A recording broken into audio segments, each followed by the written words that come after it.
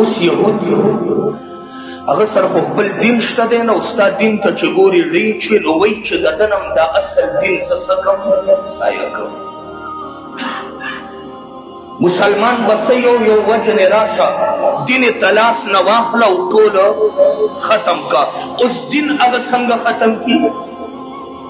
نو خپل روش او طبیعت اختیاري چې رجال الله هغه د چا چې دین دا رسول نو هغه افراد هغه خلق یا قتل کا یا د مسلمانانو په ذهن کې سپک کا یا ته مسلمانان واړوه.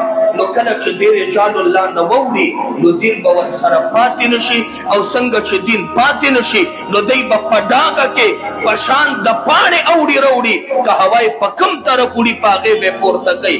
د دی به عقیده نی معلومه، د دی به اسلام نی معلوم، د دی به شریعت نی معلوم، د دی به دین نی معلوم.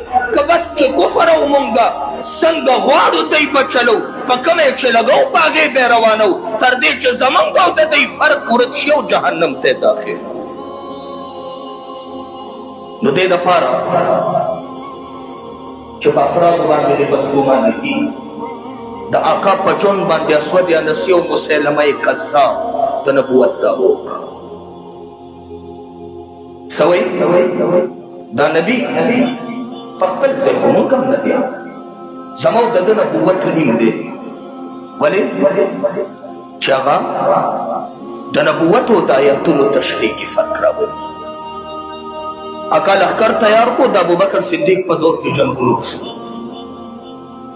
صرف په هغې باندې تمام نه وه، تر نن مرزا قادیاني ملعون لعنتي پورې په هر دور کې دیرش د آقا په ژبه او دا واړه واړه په نشي صاحب په هر کلي او کوڅه کې د نبوت دعوه کوي.